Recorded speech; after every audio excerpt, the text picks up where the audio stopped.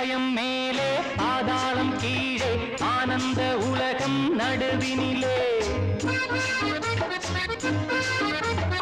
ஆகாயம் மேலே பாதாளம் கீழே ஆனந்த உலகம் நடுவினிலே நான் தான் மைக்கேல் அடி நீதான் மைக்கேல் ஆகாயம் மேலே பாதாளம் கீழே ஆனந்த உலகம் நடுவினிலே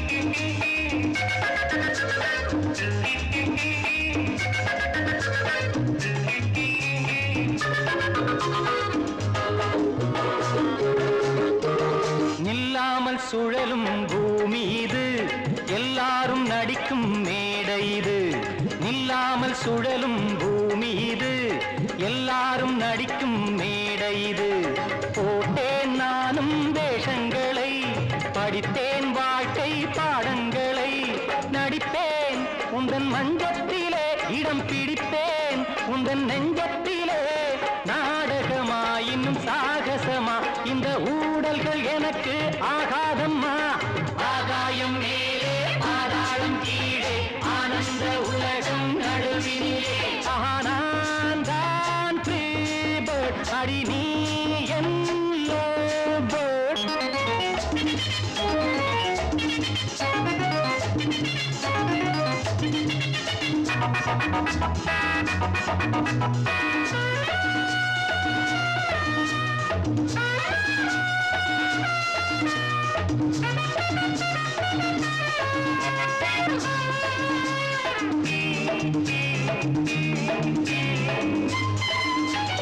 பொன்னாக மின்னும் நான் தொட்டது உன் மீது எந்தன் கைப்பட்டது இனிமேல் உன்னை யார் விட்டது இளமை சுகங்கள் வேர்விட்டது பெண்ணே எந்தன் எண்ணப்படி அடி கண்ணே என்னை கட்டிப்பிடி பூங்கொடியே சிறுமாங்கனியே உந்தன் கண்களில் ஆயிரம் காதல் கதை ஆகாயம் மேலே பாதாளம் கீழே ஆனந்த உலகம் நடுவினிலே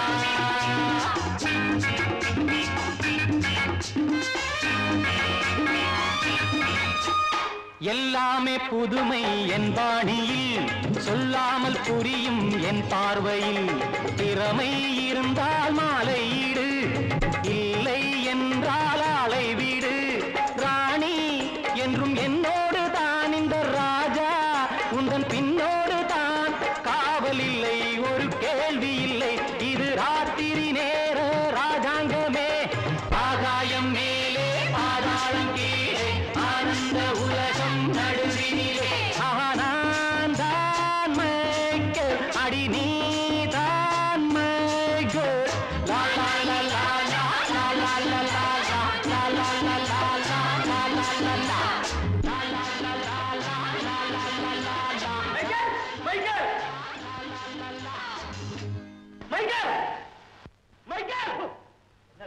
பிரகாஷ் கடையில இருந்து வர்றேன் யாரோ ஒரு புது ஆளு பிரகாஷ் அடிச்சு போட்டுட்டு உன்னை தேடிட்டு வந்துட்டு இருக்கான்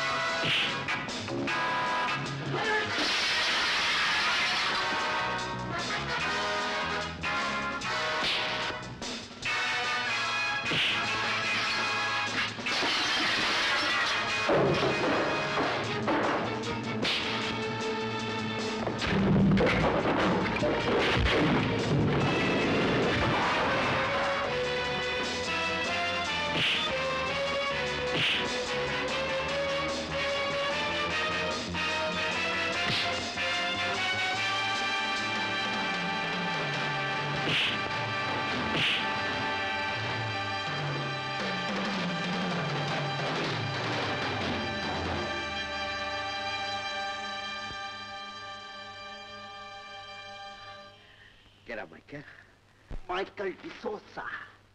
யார் நீ? உனக்கு என்ன வேணும்? மிஸ்டர் மைக்கேல் டிசோசா, ஜெயராஜ் எப்படி கடத்திட்டு வந்தேன்? எங்க வச்சு அவரை கொலை பண்ணேன்? கொலை? நோ, கொலை செய்யறதோ ஆளை கடத்துறதோ அந்த மாதிரி அவசியம் எனக்கு இது வரைக்கும் ஏற்பட்டது.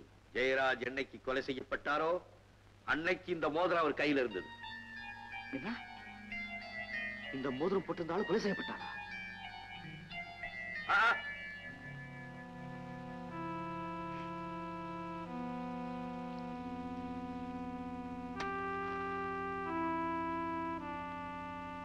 மைக்கேல், நான் துப்பாக்கியை தொடர்றது இதுதான் முதல் தடவை.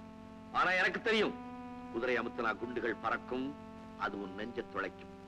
அதுக்குள்ள உண்மையை சொல்லிடு, இல்ல சுட்டுடுவேன். ஓகே, இந்த கொலை விஷயமா எனக்கு சில உண்மைகள் தெரியும். அது உனக்கு தெரிஞ்சுக்க ஆசை இருந்தா என் ரிவால்வர் எனக்கு கொடுத்து.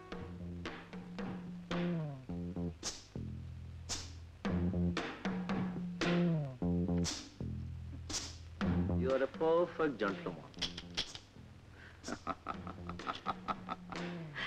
நான் என் ரிவால்வருக்குள்ள எப்பவுமே தோட்டாக்கள் போடுறது. இது சுடுறதுக்காக இல்லை, சும்மா தொடறதுக்காக. நான் இது வரைக்கும் யாரையும் கொலை செஞ்சதில்லை. இருக்கிறவங்க கிட்ட எடுப்பேன், இல்லாதவனுக்கு கொடுப்பேன். I'm a true Christian. Okay okay, come to the point. இந்த மோதிரம் உனக்கு எப்படி கிடைச்சது? சொல்றேன். ஒரு நாள் ராத்திரி நல்லா மழை பெஞ்சிட்டு இருந்தது. நான் வழக்கம் போல ரோட்ல பிப்பாய்களை தள்ளி காத்துட்டு இருந்தேன். தூரத்துல ஒரு கார் வந்துகிட்டு இருந்ததை பார்த்து ஓடி போய் மறைஞ்சுக்கிட்டேன். கார் வந்தது, நின்னது. டிரைவர் சீட்டை ஒருத்தர் இருந்தான், பின் சீட்டை ஒருத்தர் தூங்கிட்டு இருந்தான்.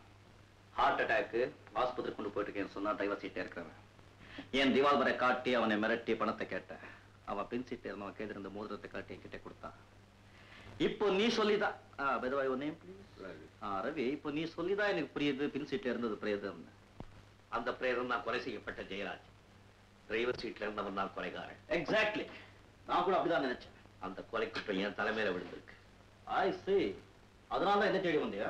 எஸ், அந்த கொலைகாரன் யாருன்னு மறுபடியும் ஒரு நாள் அடையாளம் கண்டுபிடிக்க முடியும். இதோ என்னுடைய பைனாக்குலர். ஒருத்தனை ஒரு தடவை பார்த்தா போதும், எவ்வளவு பெரிய கூட்டத்திலையும் ஈஸியா கண்டுபிடிச்சிடும். Michael, can you do me a favor? Yes. அந்த கொலைகாரனை நீ கண்டுபிடிச்சிட்டீன்னா தூக்கு மேடையில இருந்து என்ன நீ காப்பாத்தினவனாவே அதே நேரத்துல உனக்கு 5 லட்சம் ரூபாய் பணம் கிடைக்கும். What? 5 lakhs? Yes, 5 lakhs. பரிசு பணம். இதெல்லாம் உனக்கு தெரியாதா? நம்ம உலகமே வேற. ஓகே, மறுபடியும் உன்னை எங்க சந்திக்க? பிரகாஷ் கடையில். ரவி, அந்த கொலைகாரனை கண்டுபிடிக்க வரைக்கும் இந்த மோதிரம் என்கிட்ட இருக்கலாமா? திருப்பி கொடுத்துருக்கேன். இது ஜென்டில்மன்ஸ் ப்ராப்ளம்.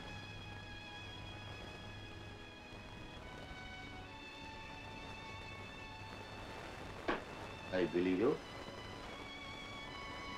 மைக்கேல், கோடீஸ்வரன் ஜெயராஜ கொலை பண்ணிட்டு அதுக்காக கோர்ட்ல மரண தண்டனை கிடைச்சி ஹாஸ்பிட்டல் தப்பிச்சு வந்த குற்றவாளி தான் இந்த ரவி.